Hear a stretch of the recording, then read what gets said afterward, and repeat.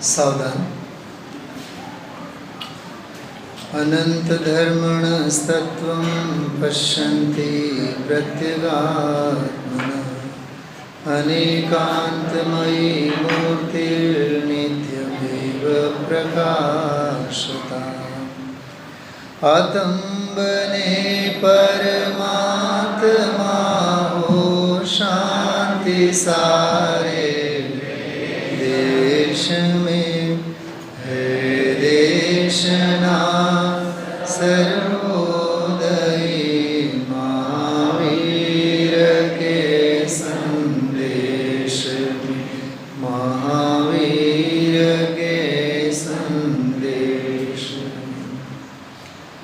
परिग्रह 24 भेद त्याग करें मुनिराज जी तिसना भाव उच्छेद घटती जान घटाइए उत्तम आकिंचन गुण जानो परिग्रह चिंता दुख ही मानो फांस तनक सीतन में साले चाह लंगोटी की दुख भाले भाले न समता सुख कभी नर बिना मुनि मुद्रा धरे धनी नगन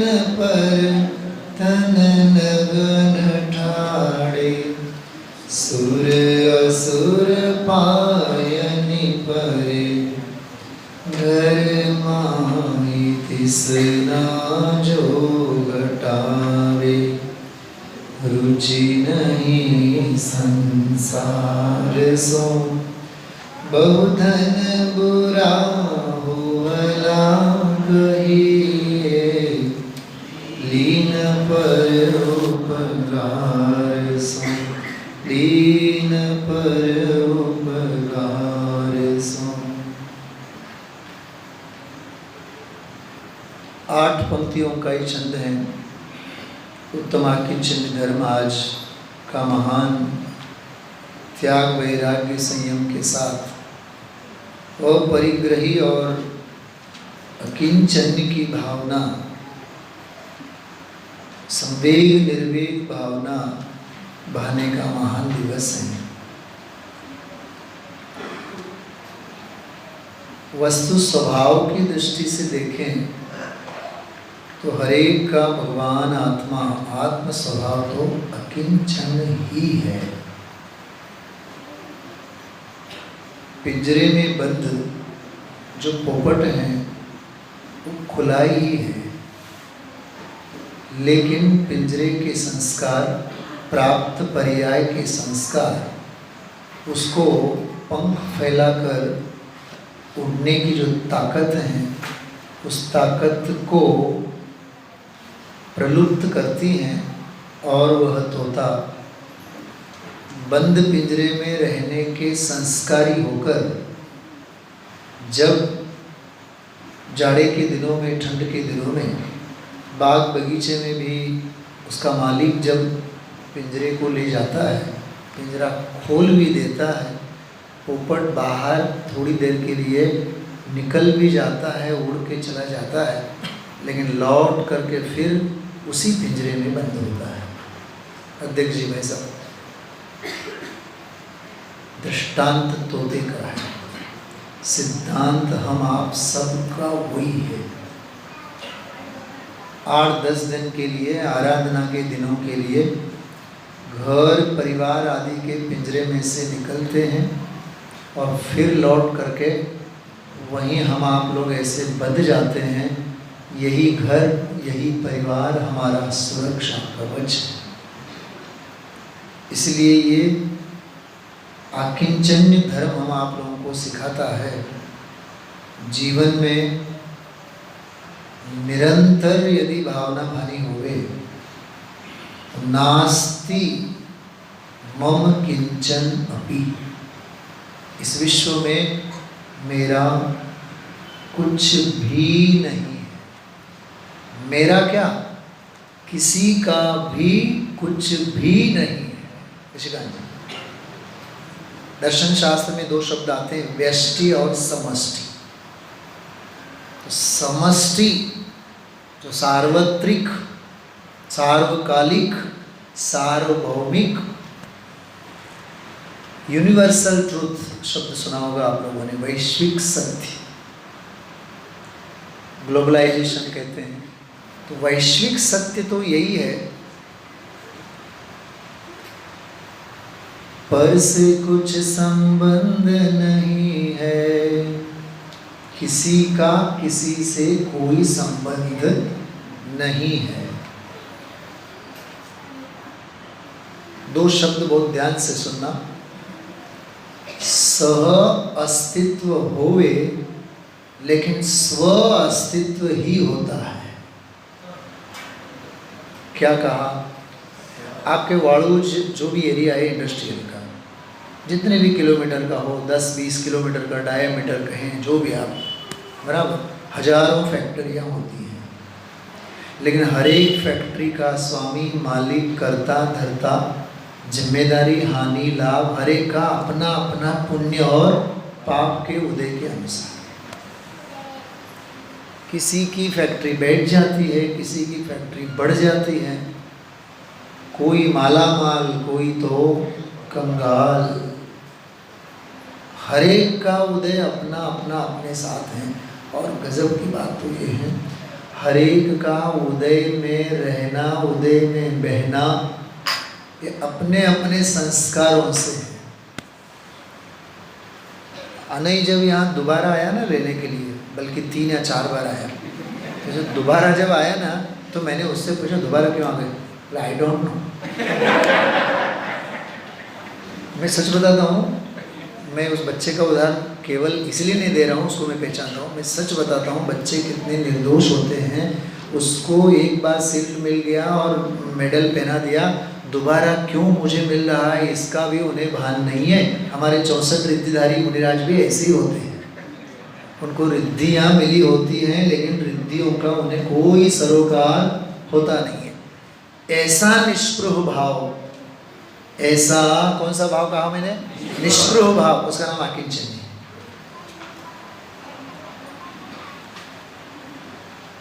बच्चे ही बातें नहीं करो। नारियल होता है ना, नारियल, निर्मल जी, नारियल को आप, ये माता बहनें जानती हैं अच्छी तरह से, उसको महीने 2 महीने आप नारियल घर में ला करके रखो, अंदर का जो गोला होता है ना, वो जैनेश्वरी दीक्षा ले लेता है। What is the proof? आप उस नारियल को फोड़ो, अंदर का गोला नेस्त नाबुद, परम सुरक्षित, यूं का यूं निकलता है। मैंने एक बार छोटी जो हमारी काव्या है, उसके साथ मैंने ऐसी मजाक की, मैं देखना चाहता था उसकी IQ। पहले तो मैंने नारियल को हिला के देखा तो ख्याल में आ गया अंदर का गोला तो अलग ही। मैंने बोला बेटा आज चमत्कार करेंगे पापा, इसको फोड़ेंगे, देख अंदर का गोला पूरा का पूरा आएगा। बोले ऐसे कैसे हो सकता है? हो सकता है ना, केल्याने आदि होता है इसे आदि केल्याची पाई, देख सरप्राइज, फोड़ा निकला अंदर का पूरा का पूरा। बच्चों को आश्चर्य होता है, लेकिन बड़ों को समझ में आता है कि वो अलग क्यों है। नारियल की जो ऊपर की होती, क्या बोलते हैं उसको संजय जी?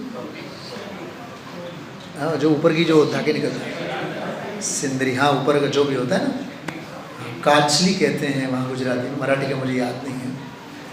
वो पहले निकलता है, हाँ ऊपर का जो पूरा निकालते हैं, हाँ सेंडी, नारळाची सेंडी। ओके, आरती जी आप मुझे मदद करना, क्योंकि होम मिनिस्टर आप हैं घर में। अच्छा, वो जो ऊपर की जो छाल कहें, सेंडी जो भी कहते हैं आप, उससे उस नारियल के गोले को कोई भी हानि हुई है? नहीं हुई। ठीक है, वो आपने ऊपर का तो पहले निकाल दिया, अब उसका जो कठिन पूरा का पूरा कठन पड़ जिसको बोलते हैं, जो नारियल के ऊपर का भाग कठोर जो होता है पूरा का पूरा, उससे भी उस गोले को कोई हानि नहीं है। दो बातें हो गई, एक तो पहले ऊपर की आपकी सेंडी, आपके मतलब नारियल, और फिर वो जो कठिन हिस्सा है, हार्ड हिस्सा जो है, और उस हार्ड हिस्से के अंदर में और एक लालिमा होती है। उस गोले के माथे छाई होती है, चिपकी होती है, जो भी बिल्कुल एक जीव। हाँ, तीन बातें हो गई आकाश जी। वो बाहर का नो कर्म है, स्त्री पुत्र परिवार आदि संयोग, वो नो कर्म है। अंदर का जो कठिन है वो अनादि सन्निबद्धम, कठोर जो है वो द्रव्य कर्म है, और वो जो लालिमा है ना, वो मोह राग द्वेषादि का भाव कर्म है। और अंदर का गोला वो शुद्ध चैतन्य गोला है। और एक स्टेप आगे, वो जो चैतन्य गोला है परम बिल्कुल ध्रुव है, वो बिल्कुल ध्रुव, कहीं भी टंकोत्कीर्ण है, कहीं उसमें छेद नहीं है, पूरा का पूरा गोल हिस्सा है। और उसके अंदर में अतीन्द्रिय आनंद का रस बसता है, नारियल का जो पानी है।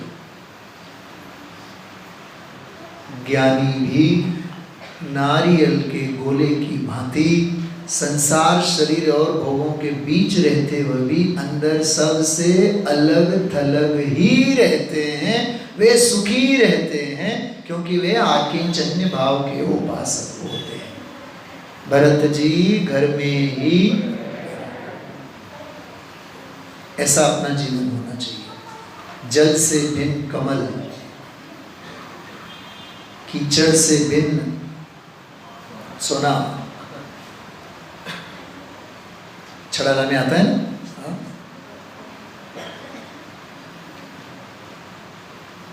एक देखिए जानिए रमि रहिए एक ठोर, समल विमल न विचारिए यही सिद्धि नहीं और। नाटक समय सार।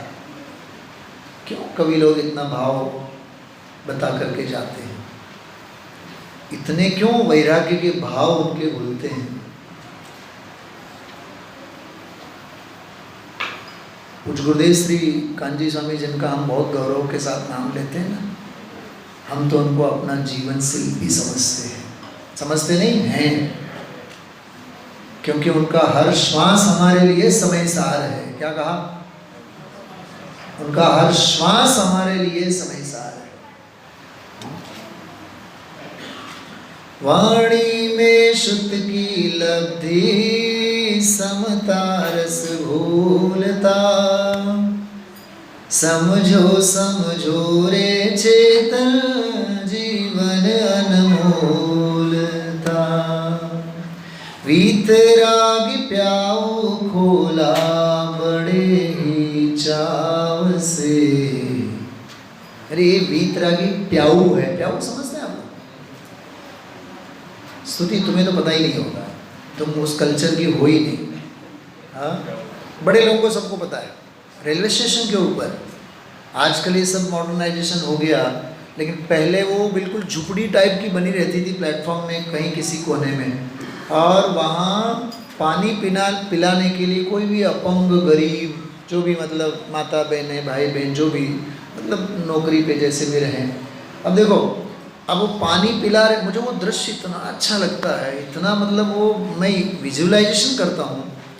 पानी पिला रहे हैं लेकिन मैं पानी पिला रहा हूँ, दुनिया की नज़र में भी नहीं आते हैं। बताओ, पानी प्याऊ पे पानी जिसने भी पिया हो, वहाँ अंदर में बैठे हुए का चेहरा देखा हो तो बताओ संजय जी, कभी भी वो बिल्कुल वो चार अनुयोग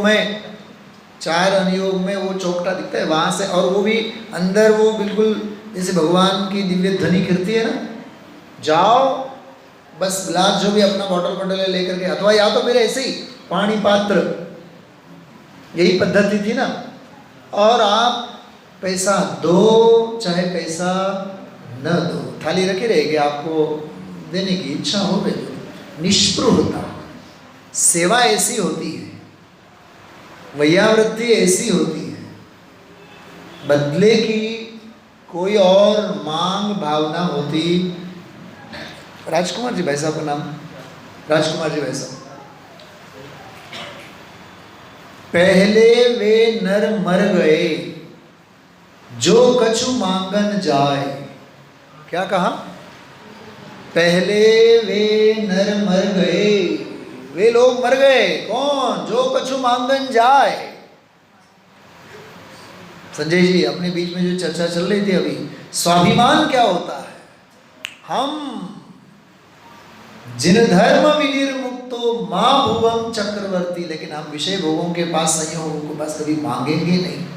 और पुण्य का उदय होगा तो मिले बिना रहेंगे नहीं। पाप का उदय हुआ तो धरती फाड़ करके चला जाएगा, और पुण्य का उदय होगा तो छप्पर फाड़ के आएगा। इतना दृढ़ विश्वास पुण्य के ऊपर होना चाहिए। और एक गजब की बात, गुलाब चंद जी भाई साहब, पुण्य और पाप का तत्व, पुण्य और पाप तत्व का भी विश्वास केवल संयोग की तरफ से मत करना। हमें संयोग मिलेंगे नहीं मिलेंगे, संयोग सापेक्ष पुण्य पाप की श्रद्धा हो ही नहीं सकती है। स्वभाव सापेक्ष, मुझ में न पुण्य है, मुझ में न पाप है, न मुझ में पुण्य के संयोग है और न मुझ में पाप के संयोग है। मुझ में पाप भाव ही नहीं है, मुझ में पुण्य परिणाम ही नहीं है। पुण्य और पाप परिणामों से दूर जो मेरा शाश्वत शुद्ध स्वभाव भाव है, परम अकिंचन्य जो मेरा स्वभाव भाव है, वह मैं भगवान आत्मा। तो संयोग मिले तो क्या और ना मिले तो क्या। सोगाने जी का नाम सुना है आपने? निहाल चंद जी सोगाने जी साहब। सुबह नाश्ते का प्लेट बहुएं ले जा करके देती थी, और मालूम बैठते थे कहाँ? करोड़ों का बंगला, वहाँ उस समय कलकत्ता में लिफ्ट का जो ऊपर का एक रूम होता है, वहाँ उन्होंने अपने लिए सामायिक कक्ष बनाया था। वहीं बैठे ध्यान में माता बहने जो भी उनकी बहू बेटी, वो थाली नाश्ते के अंदर सरका देवे, और फिर 11-12-1 बजे उनको बुलाने के लिए जाएं, बापूजी पिताजी चलिए, तो वो सोगानी जी ध्यान में ही बैठे रहेंगे, नाश्ते की थाली वहीं की वहीं, खाना तो बहुत दूर। क्या हमारे जीवन में कभी ऐसा होता है नाश्ता भूल गए हों? हाँ, हम विद्वान कभी कुर्ते का बटन ऊपर नीचे पहनना भूल गए हों, ऐसा हो सकता है। बताओ, खाना पीना, नहाना धोना, पहनना ओढ़ना, 5 इंद्रिय के विषयों की प्रवृत्ति हमारी विस्मृत नहीं होती। राजकुमार जी भाई साहब, आज आप पधारे हैं, आपके अनुलक्ष्य में बहुत सुंदर वाक्य कहना चाहता हूँ। करना चाहिए जिसका स्मरण, हम कर रहे हैं उसका नित्य विस्मरण, इसीलिए तो हो रहे हैं अनंत भाव मरण। क्या कहा? सारी सभा बोलेगी, करना चाहिए जिसका नित्य स्मरण। बोलिए, करना चाहिए जिसका नित्य स्मरण। कुशल जी, कर रहे हैं हम उनका नित्य विस्मरण, इसीलिए तो हो रहे हैं अनंत भाव। पर द्रव्य में मूर्छित न हो, इसकी दया मुझको रहे। पढ़ते हैं कि नहीं आप लोग? अमूल्य तत्व विचार। मैं कौन हूँ, आया कहाँ से, और मेरा रूप क्या। मतलब आप देखो कितनी सुंदर भावना है। हाँ, हूँ कौन छो क्या थी थयो शो स्वरूप छे मारू करूं कोना सबंदे वड़गना राखूं के परिहरूं। उसमें एक बहुत बढ़िया पंक्ति आती है, वो तो याद करने जैसी है सबको, बिल्कुल हर बच्चे को याद करने जैसी है। जो संसार पतन के कारण उन विकल्प जानो। नीरव निर्जल सामायिक पाठ। जो संसार पतन के कारण है उन विकल्पों को छोड़ो। उत्तमा स्वात्म चिंता स्यात्। अकलंग देव लिखते हैं उत्तमा स्वात्म चिंता स्यात्। श्रेष्ठतम चिंतन चिंता कोई है तो स्वात्म चिंता। उत्तमा स्वात्म चिंता स्यात्। शुभ चिंता च मध्यमा। शुभ चिंता व्रत संयम आदि तत्वज्ञान ये मध्यम चिंता है। अधमा काम चिंता स्यात्। विषय भोगों आदि का जो चिंतन है वो क्या है? चिंतन मतलब उन क्रियाओं में गाफिल होके रहना। विषय भोगों आदि तीन बातें हो गई, याद रही। उत्तमा स्वात्म चिंता स्यात्। आरती जी क्यों देर कर रही है लिखने के लिए? उत्तमा स्वात्म चिंता स्यात्। शुभ चिंता च मध्यमा। अधमा काम चिंता स्यात्। अधम चिंता कौन सी है? काम चिंता, विषय भोग आदि की। और आगे सुनना, पर चिंता धमा धमा। थोड़ी सी संधि में अलग करके बोलता, पर चिंता अधम में से भी अधम है। उत्तम चिंता तो आत्म चिंता है। स्वरूप और स्वभाव का चिंतन वह उत्कृष्टतम चिंतन है। और व्रत संयम आदि परिणामों में रहना, त्याग तपस्या आदि के सदाचार आदि की भूमिका में इस परिणामों में रहना, ये मध्यम मार्ग है। मध्यम मार्ग, मध्यम चिंता। लेकिन विषय भोगों आदि के बारे में पहनना, खाना, पीना, ओढ़ना, धंधा, व्यापार, ऐसा समझो ना। स्वभाव अपरिग्रह और हर श्वास हमारा परिग्रह के साथ। क्या कहा? हाँ, स्वभाव अपना कैसा? अपरिग्रह। और हर श्वास हमारे लिए किसके लिए समर्पित? परिग्रह के लिए समर्पित। जैसे सम्यक बैठा है ना, वो बैठा है आत्महित करने के लिए, लेकिन वो लैपटॉप जो दिमाग चाहता रहता है। बात समझ में आ रही? मैं केवल उदाहरण के रूप में कह रहा हूं। स्वभाव संयोग रहित, लेकिन हर श्वास संयोग के लक्ष्य से। इसलिए आकिंचन धर्म कहता है, भाई विश्व में मेरा कुछ भी नहीं है। सबसे अलग थलग, अबद्ध, स्पष्ट, अनन्य, विशेष, असंयुक्त, अगुरु लघुत्व स्वभाव भाव, परम उदासीन स्वरूपो अहम्। बोलिए, परम उदासीन स्वरूपो। मेरा स्वभाव भाव तो परम उदासीन है। ऐसा यह उत्तम आकिंचन्य धर्म है। अपरिग्रही और आकिंचन्य धर्म है। नियम सार में जैन धर्म को अकिंचन शासन कहा। नियम सार में कलश में है। जैन शासन कैसा है? अकिंचन शासन है।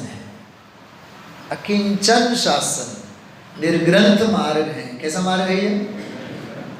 जी एक बात और गहरी बात करूं, ये जो शास्त्र होते हैं ना, शास्त्र, इन शास्त्रों को अपन कहते हैं ग्रंथ।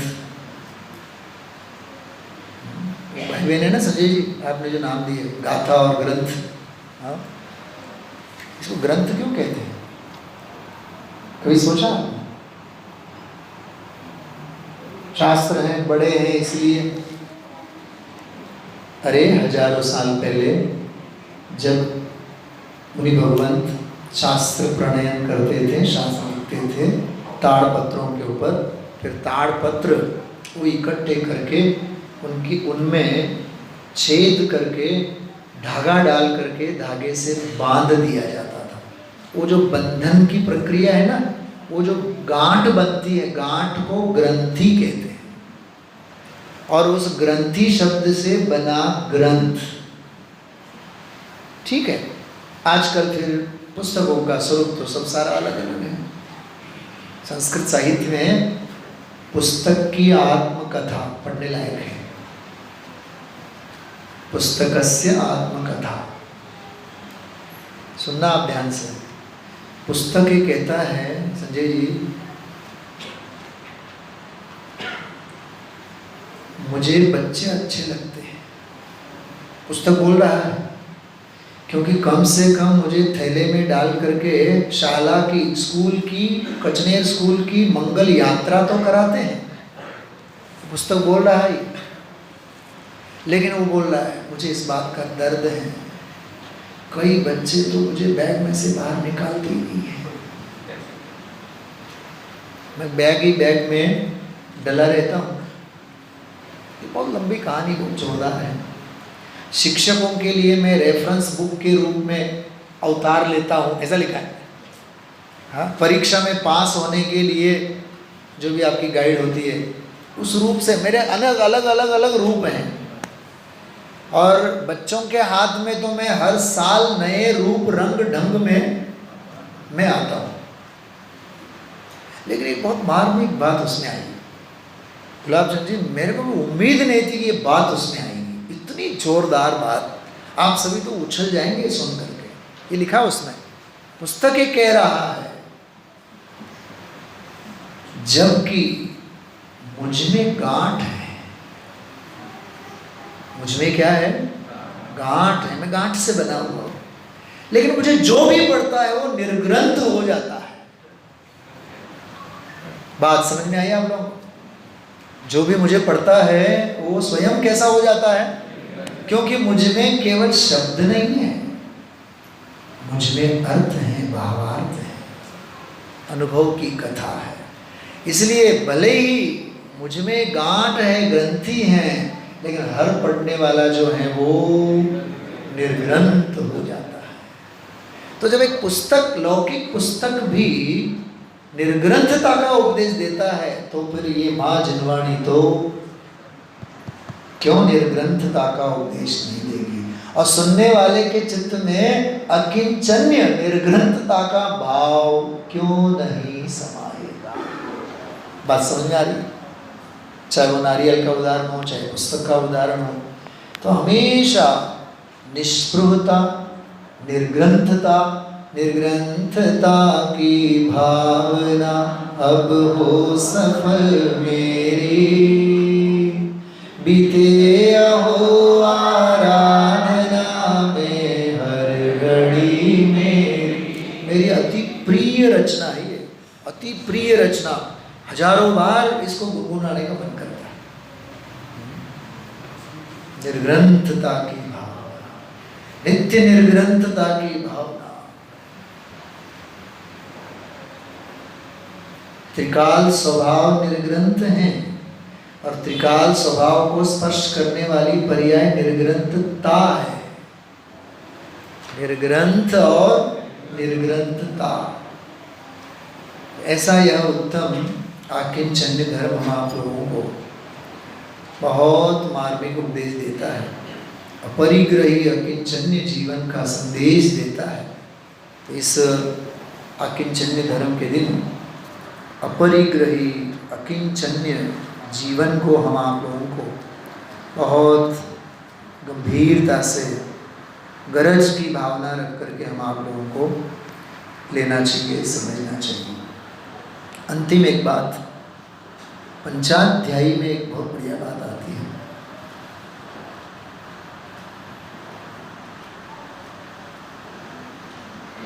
ज्ञानात् त्यागः त्यागात् सुखम्।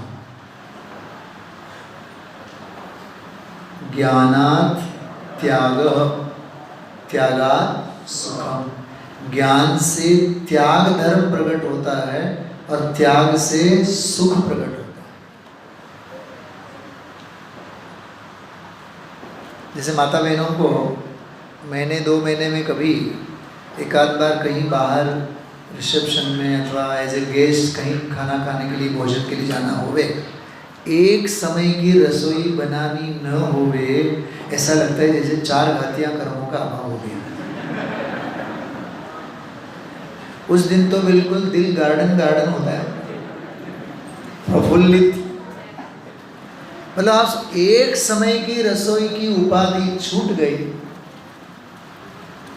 और एकासन वालों पे तो और हाँ आनंद आनंद आनंद आनंद होते हैं।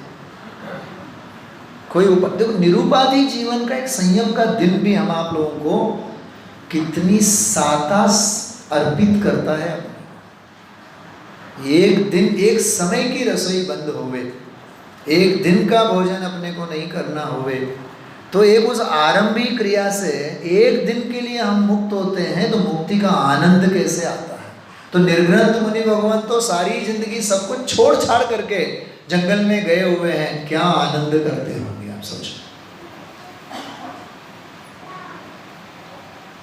ऐसे साधु सुगुरु कब मिली है, ऐसे साधु सुगुरु कब मिली है, कब मिली है, कब मिली है, ऐसे साधु सुगुरु कब मिली है, ऐसे साधु सुगुरु कब मिली है।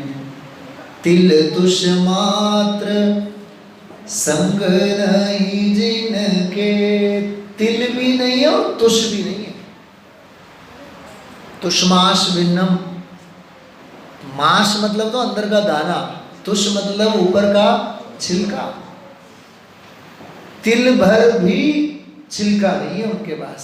तिल तुष, तिल तुष भाव संग नहीं जिनके, निष्प्रही निर्मल ऐसे साधु सुगुरु कब मिली है। कैसा निष्प्रभ जीवन, निर्ग्रंथ जीवन।